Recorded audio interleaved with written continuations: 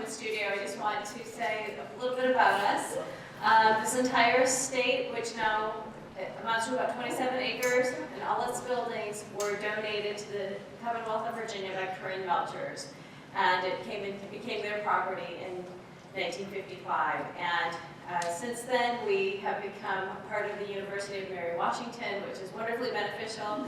And we also get to work with students as interns. We have one here who helped on the exhibition that you're going to see if you choose to after the talk. Gary Melchers was an internationally acclaimed artist, originally from Detroit, started his artistic studies in Germany, spent a lot of time in Europe, and that's really where he made his name. And then eventually he and his wife both came back and spent a lot of time here in Falmouth, but Gary also had a studio in New York City. And he was really known for his portraits, and that was really an important source of his career for his lifestyle. And so you will see some of those portraits tonight if you choose to stay. But we are pleased to be partnering with the James Monroe Museum. Many of you know that we are both make up the university museums. And so I am going to introduce Lindsay Coates Crawford, and she will introduce our speaker. Can everyone hear me? Okay. Hi, I'm Lindsay Crawford, the Public Programs Coordinator at the James Monroe Museum.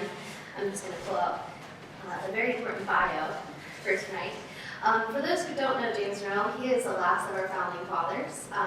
He's the 5th president. Always try to make sure people remember that. He also did fight the fight in the American Revolution himself.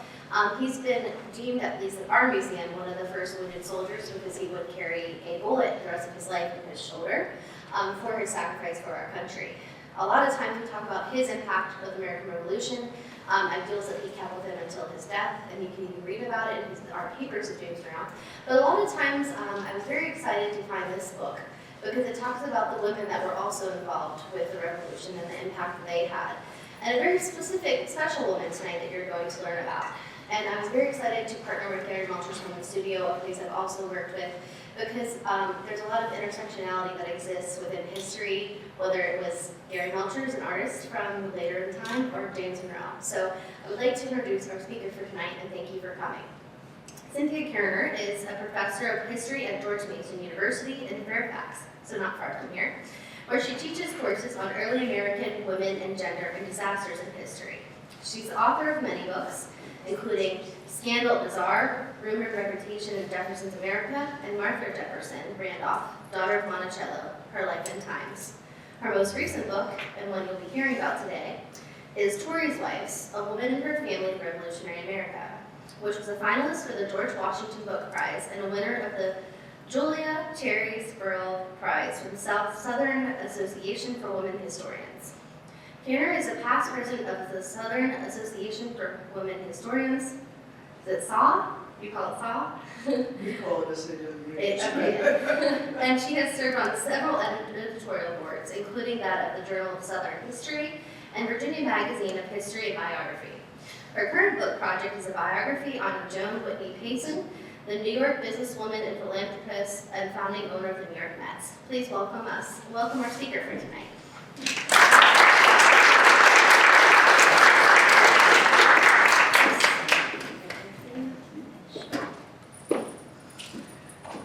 Okay, I know you can hear me. James Monroe is not in my book, Gary Melcher is not in my book, but they invited me anyway, so that's pretty cool. The person who is in my book is just incredibly obscure. I'm sure you've never heard of her. And in part for that reason, let me apologize in advance for this is the most boring PowerPoint you will ever see. I mean, I kind of feel like we have to have pictures, but alas, my pictures are mostly pictures of words because, like I said, obscure. And that is obviously not her on the book cover. Although I have to say the first rendition of this book cover was kind of pink, even though I said no pink. And it had like, it kind of looked like embroidery. And it's like, dude, this woman's in the middle of a book. She's not doing fancy embroidery. So I think I don't know that she ever like fired the gun either, but I think it was probably more likely that she did that than like fancy needlepoint in the middle of the war. All right, so my obscure person that I'm going to tell you about, her name was Jane Spurgin. She supported the American Revolution, and her husband, whose name was William, did not. And as we shall see, she was an unusual woman for her time, in that she publicly claimed that as a citizen, and she used that word, she possessed certain rights, and she used that word as well. It's not entirely clear to me that the revolution and the changes it brought were things that she necessarily would have chosen, that the end results made her happier, more independent, that she was generally pleased by the outcome when it was all over. Her story, in my opinion, raises some questions about the kind of concrete or practical meanings of the abstract ideas about freedom, and also more specifically about the practical impact of the American Revolution and its war on the lived experiences of ordinary Americans. So I first met Jane in the North Carolina State Archives in Raleigh in the mid-1990s. So I've been thinking about this woman for a long time. I wrote the book very quickly, but I thought about it for a long time. At that time, in the mid-90s, I was reading women's petitions to their state legislatures. And the reason I was doing that is I was hoping to find some who wrote about the revolution and what it meant to them and how they thought about things like liberty and rights. I actually found very little of that sort of rhetoric, virtually none actually, because most of the women petitioners were, I guess, smart enough to know that they stood a much better chance of getting help from their state government if they described themselves as frail and helpless, right? As opposed to, I have liberty, I have rights. In other words, they had a much stronger case to get help if they justified their requests on the basis of their needs as opposed to on the basis of their rights as citizens. But Jane's petitions were different.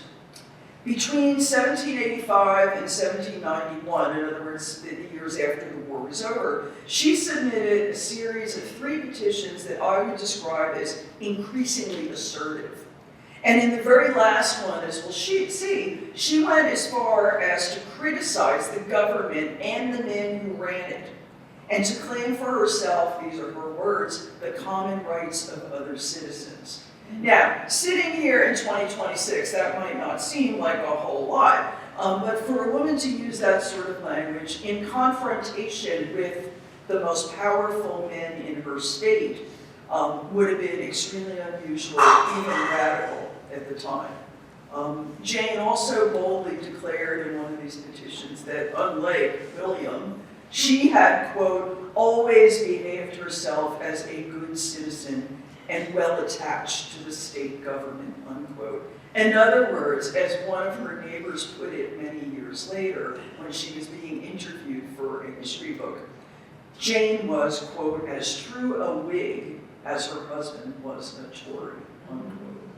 And so I've wanted to find out more about this woman really since the 1990s. And this book was sort of my pandemic project. It's my attempt to kind of figure her out, despite, as you'll see, very, very limited sources. So I hope I got it right. I think I did. All the letters and emails I've been getting from relatives so far haven't been nasty, so I think we're good.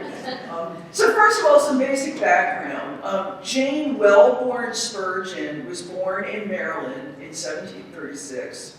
She married a guy from Maryland sometime in the early 1750s. And the two of them moved together with their firstborn child to Rowan County, which was then in western North Carolina, in 1757. Now, as I suggested earlier, I can't show you a picture of either Jane or William, because only very wealthy people back then would have had their portraits painted. Obviously, they weren't snapping pictures with cell phones or even with cameras. And they also lived in a pretty remote place where there would have been few, if any, artists going around offering their services as portrait painters. So you don't know what they looked like. Also, although we do know that both Jane and William were literate, there is no surviving archive of Spurgin family papers. So, and this might be the most exciting image we have. And yes, don't tell me West Virginia didn't exist then, I know. It's just, this is a much clearer map for presentation purposes than the one that's in the book. So what I can show you then is a map of how the Spurgins and many other families from Pennsylvania and Western Maryland and Virginia migrated down this road called the Great Wagon Road, which is more or less where Route 11 is today, down into the Carolinas, settling in the Carolina backcountry in the middle of the 18th century. Jane and William settled, along with some of their Maryland neighbors, in an area known as Abbott's Creek, which is where the red dot is on the map. It's close to present-day High Point, present-day Salem, if you know that area. And when they arrived there, the North Carolina backcountry was the fastest growing area in the fastest growing colony, population-wise, in British North America. So that was the late 1750s. Everybody is migrating southward, and some of them actually continue down into South Carolina as well, as the map shows. The reason being that land was cheaper because it was less crowded in these areas. And so Jane and her family prospered in North Carolina. William acquired roughly 700 acres of land, which was more than 3 times what he had owned in Maryland and Virginia, where, as I said, the land was more expensive. Their family grew. By 1776, Jane had given birth to 11 surviving children, and there was probably 1 miscarriage or stillbirth in between, because you could tell there was like a kind of long time when miraculously she did not have a child. But 11 of them survived, which was a lot. The Spurgins also became stalwart members of a thriving Baptist church community in Abbott's Creek. And so the move to North Carolina was basically very good for them. So much so, and I think this is the most impressive thing, is that by 1764, in other words, less than a decade after they arrived in North Carolina, William Spurgin was appointed to be one of the county's justices of the peace, which made him one of the leading men in the county. In these rural areas, the justices of the peace basically were the local government, and that would have been true in Virginia at the time as well. So William wasn't nearly as wealthy as some of his fellow justices, and a lot of these guys had made a lot of their money by really corrupt practices, so corrupt that eventually caused a rebellion among local farmers, and those rebellious farmers were known as the regulators, with a capital R. Perhaps you've heard of them. William and Jane seem to have been quietly sympathetic to the regulator movement, and in fact the regulator movement included some of Jane's own brothers. So if you think about the mid-1760s, what most people think about is the Stamp Act riots, the Townsend duties protests and boycotts, and all of those things that you like learned in grade school that lead up to the American Revolution. And in North Carolina, those sorts of things were going on in the eastern communities, places like Wilmington and New Bern and Charleston in South Carolina. But in the backcountry where the Spurgins were, people were much more preoccupied with the regulators, who were ultimately defeated at the Battle of Alamance in 1770. So what's important about this, and the regulators, if you're interested, we can talk more later, it's very complicated, but the important point for us here today is that in Rowan County, at least, the very same public officials who were these corrupt guys who led the suppression of the regulators would be the very same men who emerged to lead the revolutionary movement in Rowan County. In fact, William Spurgin was the only one of the county's justices of the peace who remained loyal to the king and who opposed the American Revolution. So once a revolution sort of looks like it's going to happen, you're running the revolution. I mean, not you, but you like collectively, right? How do you just sort out your friends, the people who support you, from your enemies who don't, or maybe probably the vast majority of people in between who just want to be left the hell alone? How do you sort of get people on board when maybe they don't want to? Well, oaths were a really important way that the revolutionaries tried to separate their friends from their foes. And when William Spurgin refused to swear the oath of allegiance to the revolution, the Rowan County Committee, in other words, the Revolutionary County Committee, declared him an enemy to his country. So I'll do for you what I do for some of my lazier students, and yellow out the good part, right? I mean, you probably don't want to read all that, but what's important here is that this is a resolution of the Rowan County Committee of Safety naming William Spurgin, Esquire, denotes that he is a justice of the peace, and he is being declared an enemy of his country and should be treated as such. Well, what does that mean? Well, what it means is if you want to stay on the good side of the Rowan County Committee of Safety, you're not going to do business with William Spurgin, you're not going to socialize with William Spurgin. He is, as they say, dead to you, right? And so, like, even though this sounds kind of cute, it's actually a pretty serious sort of thing. Now, we don't know much about Jane's politics at this point because the authorities did not require women to swear oaths. They sort of assumed that either women didn't know or didn't care about politics, or maybe that if they did know or they did care, they simply followed their husband's lead. As we shall see, that was not the case with our friend Jane. Jane was badass, excuse me, but she was. So William not only did not support the revolution, he actively opposed it. In January of 1776, he accepted the royal governor's call to raise a body of troops to fight for the king. And in February, he and his men were among the 800 Loyalist or Tory militia who were routed by the Whig or Patriot militia at the Battle of Moores Creek Bridge in eastern North Carolina, not too far from Wilmington. William served in the Loyalist militia for the entire duration of the war. He rose to the rank of colonel. He fought in two more relatively major battles, Kettle Creek in Georgia, and then the much more famous one at Guilford Courthouse in present-day Greensboro in North Carolina. And Kettle Creek was in February of 1779, and Guilford Courthouse was in March of 1781. So, like, what was he doing in between these, 1776, 1779, 1781? What's he doing in between? Well, in between, I think he was involved in a lot of smaller skirmishes, many of which didn't even have names, and raids that were happening throughout the Carolinas, but also really didn't have anybody naming them. He also seemed to have spent much of the war in the woods trying to hide out to not be captured. It's not funny. It was serious. You might get shot or worse, right? It's like, no, please don't mess with me. But William also returned home to Jane from time to time. And the way we know this is that their 12th child was born in November of 1777, do the math, folks.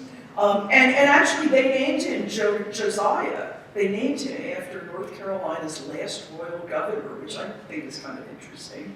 Their 13th and final child, another son named Jesse, was born in June of 1780. So William was home, at least occasionally. And presumably they were on relatively good terms when he was. Once the war actually began, the new state governments, right, they're not colonial governments anymore, they're new state governments with new constitutions and new legislatures. These new state legislatures impose serious penalties on Loyalist dissenters like William Spurgin.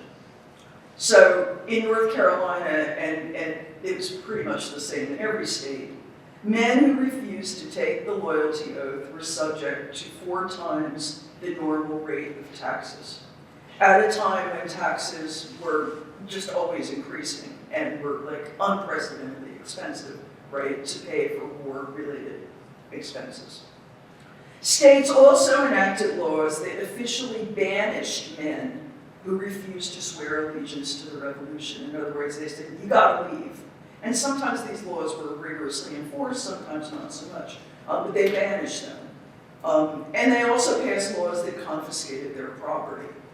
Though, and this is going to be important later on for our story, these laws that confiscated Loyalist property typically preserved 1/3 of that property for his wife if she stayed behind at home.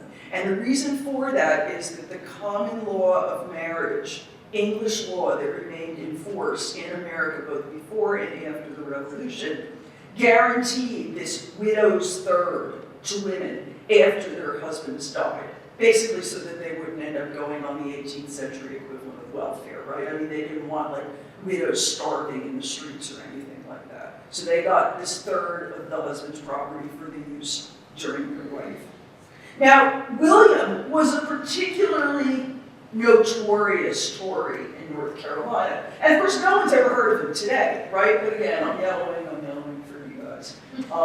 And this is the part of a much longer act for directing the sale of confiscated property. And whenever they passed one of these laws, they would set out generally what they were going to do. And then they would have a list of men that they found particularly offensive that they would list by name, and then at the end it would say, yeah, and everybody else who fits this description as well. Well, I mean, you'll see here that these are like the only 3 men in all of Rowan County who were listed, one of whom is William Spurgin. And a really interesting thing, and see it says late of Rowan, the idea is that this guy has already been banished, right? So now we're going to take his property. And the really interesting thing about this list of men that I certainly do not expect you to read is that a lot of the other people on this list are like royal governors, wealthy merchants, Supreme Court judges. And there's our dude William in with all of these like famous, important guys. So clearly, he was an important loyalist, important enough to be named by names in these laws. He was notorious. And Jane and her children suffered because of William's political choices. So she was the one that tax collectors badgered for the payment of those punitive taxes. A burden that actually turned out to be impossible, so that her household landed on the county's list of what they call tax delinquents and insolvent. She couldn't pay the taxes, so she ended up on the bad list. When the war began in 1776, Jane was left at home with 6 children under the age of 10, and as we know, she endured 2 more pregnancies that resulted in the addition of 2 more infants while the war was going on. Even with her brothers and older sons, and possibly one enslaved man to help run the farm, it must have been incredibly difficult. And she later claimed in one of her petitions that she was almost continually harassed by soldiers because of William's politics. Also, the loss of William's labor and the continuing demand for food for the army meant that Jane and her children, at least according to her, were often close to starving. It's really hard to pinpoint exactly when Jane's and William's political differences became irreconcilable. But by 1781, when the Carolina backcountry became like this total war zone, Jane and William were publicly known to be on different sides. So that March, Jane welcomes the American commander, Nathanael Greene, and that's not the Gary Belcher portrait, it's the one I could get for free online. But it's there he is, Nathanael Greene, the fighting Quaker. I love that. In March of 1781, Jane welcomed Nathanael Greene to her home, let him stay there, and even volunteered one of her sons to be his scout. At that very same moment, William was in a nearby encampment of British regulars and Tory militia. And pretty soon, the 2 sides would engage in battle at Dover courthouse. And if you can follow those arrows, you're a smarter person than I am, but the point is, there was a battle, William was in it, Jane helped the guy who was leading the other side. And of course, in October of 1781, the Battle of Yorktown in Virginia essentially ended the war, though the peace treaty wasn't signed until 2 years later.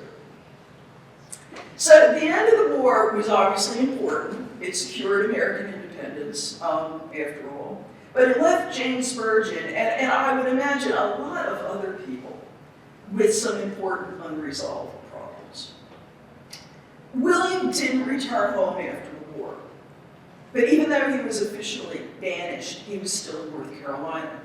And we kind of know that because he got arrested as being a horse thief. He was sentenced to death, but somehow got out of it. I don't know how. We can talk about horse thieves in the Q&A if you want to. It's kind of like stealing cars and but you gotta ask, he's in North Carolina. He's not supposed to be in North Carolina. What's the state of their marriage? He's in Rowan County, for God's sake. What is the state of their marriage? Despite what the law said, the state also hadn't confiscated William's property, which is really interesting. But yet, Jane found herself and her children on the verge of losing everything because their home and its surrounding land had been claimed in a series of lawsuits by William's creditors. Now, everybody had creditors in the 18th century. To have creditors did not mean that you were poor. It actually meant that someone trusted you enough to give you credit and to do business with you.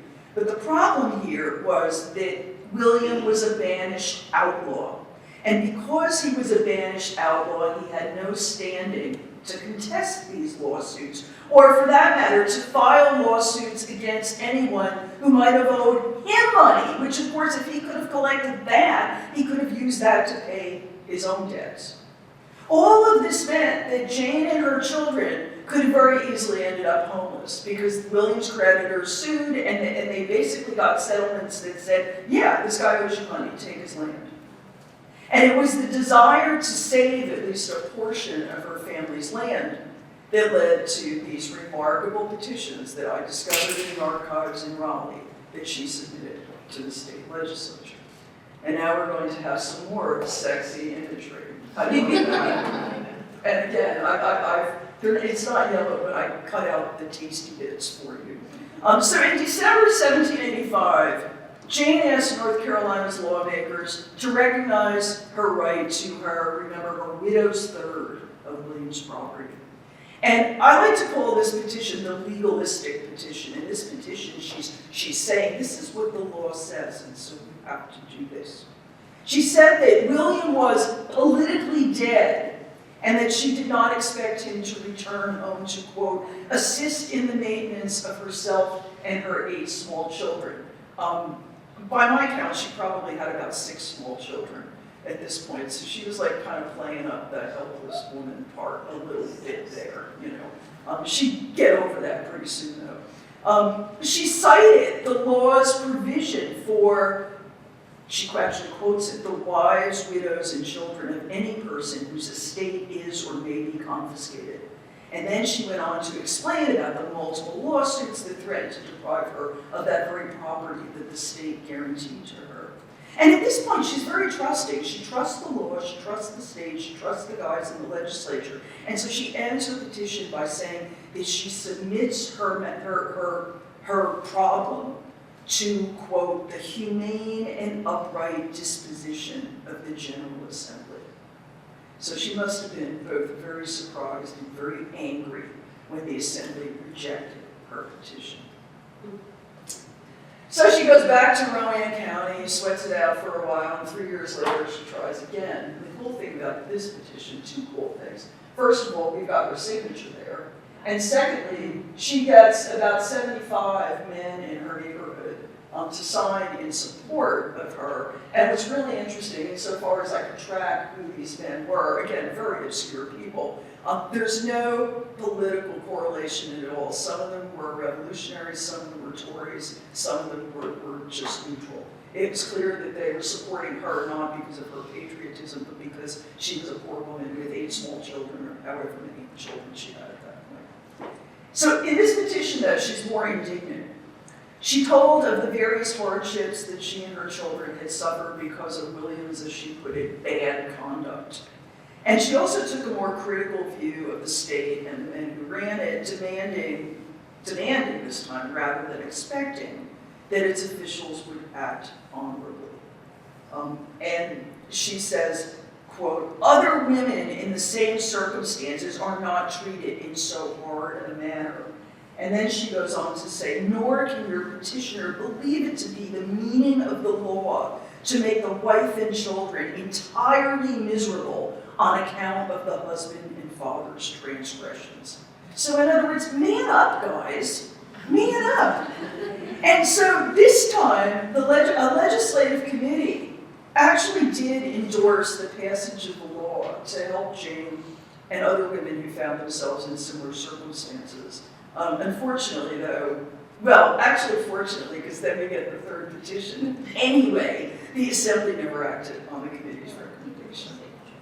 So the third petition is the awesome one. We've got another signature. We've got two of them here. She's signing Janet. I think names were a little fluid back then. But in this third and final petition, in 1791, her approach changed in two important ways. First of all, rather than simply condemning William's political choices, she is now presenting herself as a totally separate political actor, distinct from her husband both in behavior and belief. And here's where she asserts that she had, quote, "always behaved herself as a good citizen who was well attached to the state government," unlike William. Second, though she still played the gender card a little bit by claiming that she was old and infirm and had all these children to provide for her, she now stated her case as a right to property, which she, like most other Americans, saw as an essential right of citizens. And although the legislature never formally responded to this petition, and I don't know why, not long afterward, the state land office actually did issue a grant in her own name for 400 acres in Abbotts Creek, which included the site of her house. I mean, my theory about why they gave her the land is they just wanted to get rid of her. You know? I mean, if you look at the records of the North Carolina legislature, by the time you get to 1791, they're pretty much done dealing with fallout from the Revolution, except they've got Jane. You know, it's like, just give her land and she'll go away, and that is kind of what happens. There are some cases about Loyalist property that continues to win their ways through the courts after 1791, but not these legislative petitions like this. So it's really tempting, in my opinion, to read something more than desperation and exasperation into Jane Spurgin's evolving rhetoric. But my take on her is that she wasn't a feminist or a proto-feminist, but she was a woman who resented legal arrangements that penalized good women who were married to bad or stupid men. And that she also resented authorities who, in her view, didn't make good on their promises. She's quoting their own laws right back at them and saying, you know, hey, it's worth noting that Jane became indignant only when the state refused to give her what should have been provided to her under their own laws, that 1/3 dower portion of her husband's property. But even if she didn't expect to be the equal of men, and I don't think she did see herself as a member of a political community.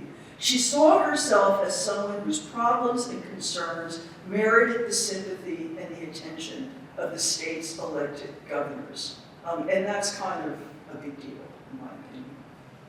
It's also worth noting that by the time Jane submitted her third petition, her position was more like a widow than it ever had been.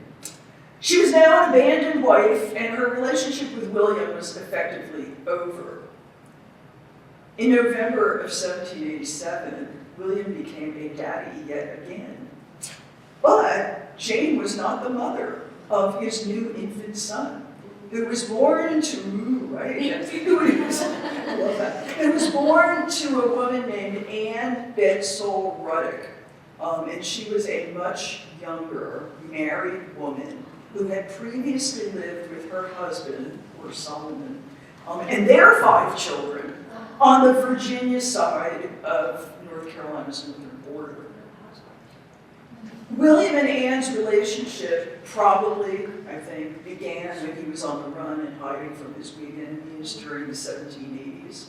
And Jane and William's separation was essentially finalized in 1790 when he left for Canada. Finally, he stayed around long enough to be included in the first federal census, but not long after that he showed up in Canada, and Anne and their young child soon followed.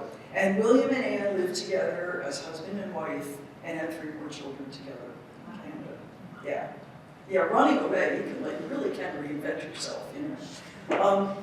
Neither Jane nor William ever sought a legal dissolution of their marriage. So William, in effect, got a de facto divorce by leaving the state with Anne. But why did Jane not divorce William? Why did she not divorce his Tory butt, you know? Well, for one thing, she might have known that she would have been really unlikely to get a formal divorce if she had requested one. At this time, he would have requested a divorce from the state legislature, not the courts, and the state had never granted one. And in fact, the first divorce that is granted in North Carolina doesn't come until 1794. Jane also might have known some women who had tried to get divorces, and if she did, she would have known that women who tried to get divorces at this point mostly tried to do so to shield any property that they had or would acquire from the claims of their estranged husbands. A divorce at this time did not usually include the right to or the ability to remarry. It was all about protecting property. And the state's land grant to Jane in her name in 1792 had solved that problem, so there was no need for a divorce. So what do we make of all this? Why does this matter? Because it's a good book. No, I'm kidding. Well, I mean, I love to tell these bizarro little stories and try to draw significance out of them.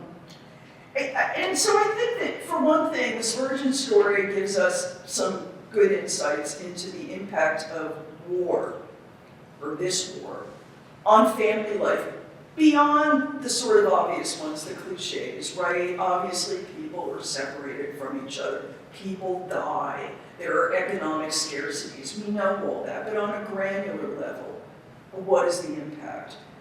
Most historians today see the American Revolution as a brutal civil war. That's kind of the main line in the recent literature. And the Spurgin story suggests that, yes, that was the case, and also that the same war that, as the cliche goes, pitted brother against brother, could also even pit husband against wife. And if you look for this, you will find more examples of this sort of thing.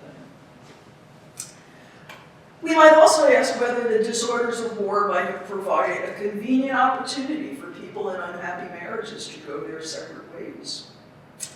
Evidence from a later chapter in the Spurgin family saga suggests that the dissolution of their marriage might have been consensual. This is kind of my favorite part. This was like the surprise that I never imagined finding. So Jane stays in Rowan County, and she died there in 1803. But most of her sons moved west. And when they moved west, they settled in southeastern Indiana, which apparently was a place where a lot of people from North Carolina went. After William died in 1806, Anne left Canada. And she left with her sons, the sons that she had by William. And they settled in the same area in southeastern Indiana. Odder still, it gets even better. In 1799, Anne's estranged husband, poor Solomon Ruddock, left Virginia with a woman named Amy, and that's all we know about her. Solomon, Amy, and Solomon's sons by Anne all relocated to the same part of southeastern Indiana. So let us recap, ladies and gentlemen. We have, in this particular area, William and Jane's sons, William and Anne's sons, and Anne and Solomon's sons, all hanging out together, building houses, drinking whiskey, and doing things that men do. This unlikely gathering of characters from the Spurgin family drama suggests to me anyway, that maybe the breakup of these marriages and families left behind no hard feelings, even among men who, as children, had been abandoned because of William and Anne's elopement. Maybe the war and the penalties incurred by William's Toryism had simply facilitated an informal dissolution of his and Jane's marriage more discreetly, in other words, without the usual social stigmas or legal and financial penalties. So put another way, a lot of historians talk about migration in the post-revolutionary period as being all about, people seeking economic mobility, and I'm sure that's true. But was it also potentially a means of obtaining what we might think of as a do-it-yourself divorce? I kind of like to think that the end of the story was happy for these people. For William, who chose the wrong side in the revolution may have freed him from his marriage from Jane, but it also meant the loss of freedom and property. And lest we think that his case was unique, it's worth remembering that something like 20% of Americans remained loyal to the king, and another 40% tried to remain neutral during the war, even though that usually didn't work for them. All of these people suffered a loss of freedom and property, either permanently or temporarily, because of their unpopular political choices. As for Jane and her 400 acres, it's worth noting that the right to petition, the fact that she petitioned in the first place is not a big deal. That is a right that everybody had. It's a right that went back to medieval times in England. So we shouldn't interpret her petitions, just the fact that they exist, as evidence of new liberties or rights. It's the language, right? The revolution was life-changing for her, and her story suggests to me how it could test and in some cases transform both personal and political hierarchies and relationships. Before the war, Jane had a stable marriage and no documented political voice. When it was over, she was a de facto single woman with property, and she had publicly claimed what she called the common rights of other citizens. I think it's really unfortunate that we'll never know exactly what she thought those rights were as a female citizen of the American Republic, or even how she felt about her newfound freedom from William and from King George III, or whether she was satisfied with her own personal and political choices. Thank you.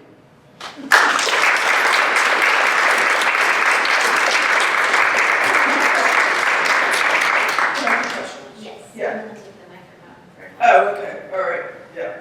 Okay, anyone got any questions? Any questions? I know. First of all, thank you for a wonderful talk. Thank you for coming. Now, I don't know if there'd be any hint of this in what you researched, or maybe a hint in it because other people were known to do it.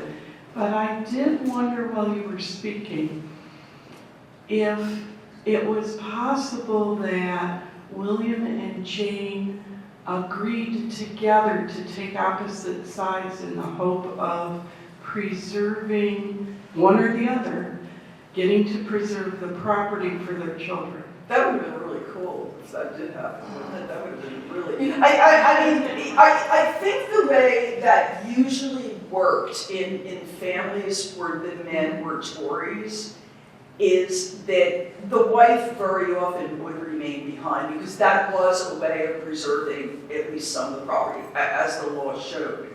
I think what's different about this case is that she, even before the war was over, was very outspoken, apparently, about supporting the revolution. So I think, that's a really interesting idea, and, who knows, maybe. But I think And I think it was very common for families to use those sort of strategies. What's different here is that she was not just a placeholder, right? I mean, she was not just sitting at home saying, ooh, gotta save my 1/3 of the property because Bill's off fighting for the king. I mean, she, lets Nathanael Greene stay with her. And there's a great story in the source that recounts that story, that apparently Nathanael Greene warned her that by letting me stay here, your house could be attacked if they know that I'm here. And if that happens, go in the cellar, whatever the cellar was. I don't know if it was like a basement or like a place where they kept meat or whatever. But he had basically, at least according to what this oral history told this historian, it was a risk of her life to let him stay there. And to lend one of her many kids, I guess she had some to spare, as a scout, right? So I think that's a brilliant question, and I mean, I think we're right to be a little skeptical. And maybe that's what it started out as, but maybe once William was gone, maybe Jane's like, I can think for myself. He's an idiot. This is what I'm going to do. I don't know. But that's a great question. And it's a common strategy. Any other questions?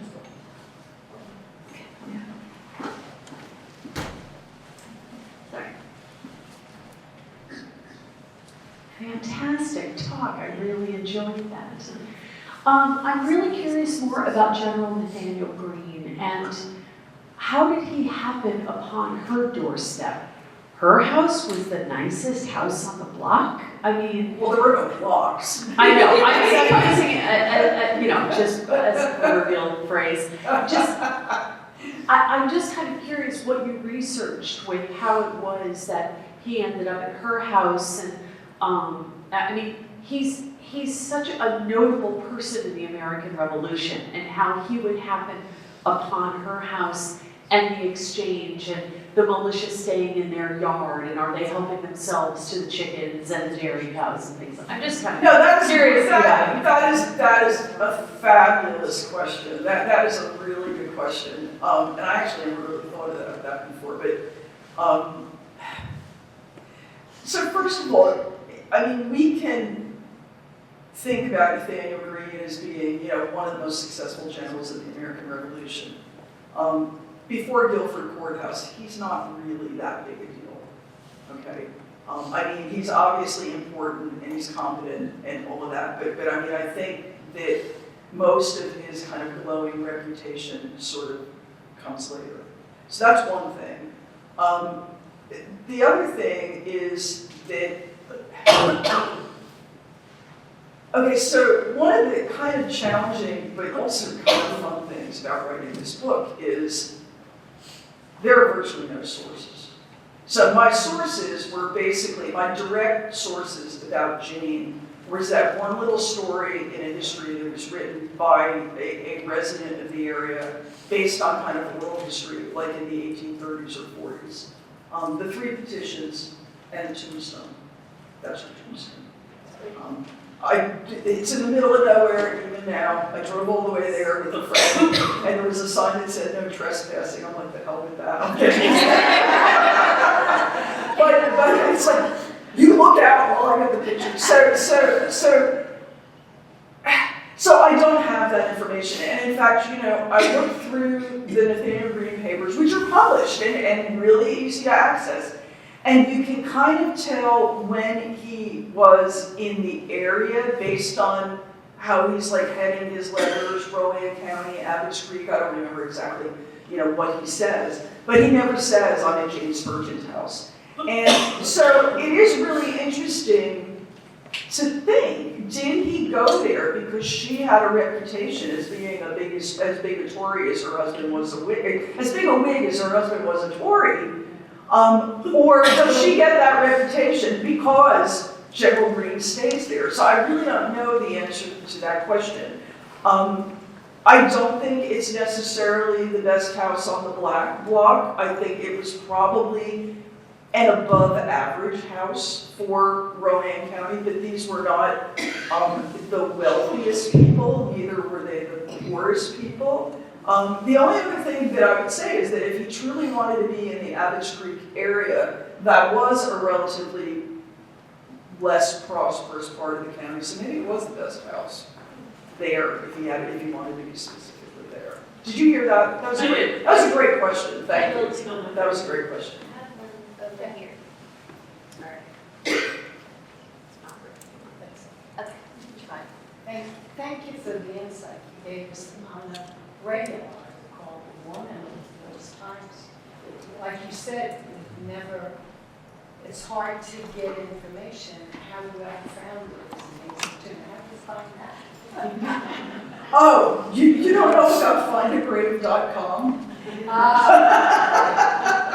I wanted to know about the family. She had 13 children. Did some of them stay behind and continue on the farm and prosper? And That's great. So, like, the daughters, as was fairly common, stayed in and around Rowan County. They married local guys and they stayed there. I think all of the sons, except the oldest surviving one who inherited her land, ended up going other places. So like 3 or 4 of them go to Indiana. I think one of them went to Tennessee. But, because she had 13 children, this is an enormous family. Her youngest son, Jesse, who was born in 1780 during the war, dies in, I want to say 1869. The really interesting thing is he dies in Nevada.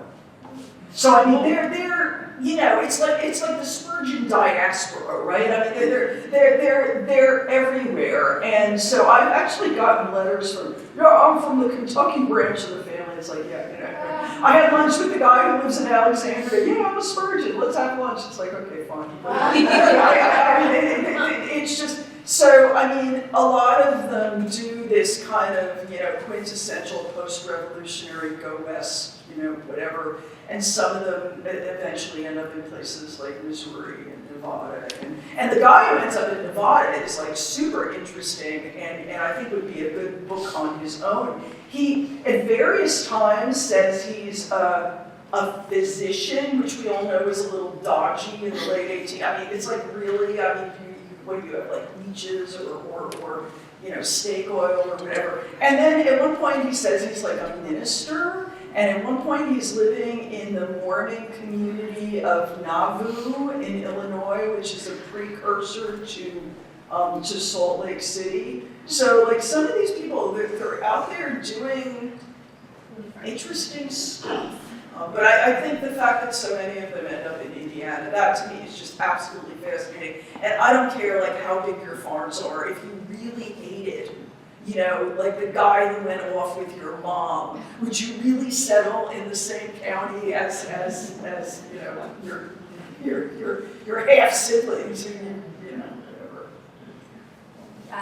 Oh yeah. Okay. 2 things. Can you still read any inscriptions on the stone? It doesn't look like it from here. Yes, that's what the inscription says. Okay. And yeah, you can read it, yeah. But it says very little, right? I mean, yeah. Also, Nathanael Greene, after the war, he was given a plantation. I believe was it in South Carolina? Georgia, right on the Florida border. And he was used to, dressing in thicker clothes, and he was from New York, I think it was, and he actually died in the saddle from all the heat going out to check on his plantation. Yeah, he was from Rhode Island. He was from okay, up north. Yeah, he wasn't used to all the heat down there, and it probably contributed to his death. He died in the saddle. Yeah, and his widow, Catherine Littlefield Greene, is an interesting woman too. She actually kept the plantation and apparently gave Eli Whitney money to fiddle with the cotton gin, which we probably would have been better off without having it, but that's another story. just a quick math question. So they bought. Seriously? You're going to ask me You said get so they owned 700 acres, and a widow's pension would have been a third, and yet she was given almost half or more than a half at 400 acres. Do we know why that was? No, we have no idea. That's a really good point. So she actually ended up with more. Yeah, and she would have. I suspect, right, you know, I mean, all there is an entry in the land book saying 400 acres, Abbott Creek to Jane Spurgin. No explanation anywhere. I mean, the only thing that I can figure is that the guys who had sued and gotten, you know, custody of the land or whatever, they must have somehow been talked into giving her chunks and getting something in exchange for that. And so maybe the chunks just happened to add up to 400 acres, but I have no idea. And in fact, her son,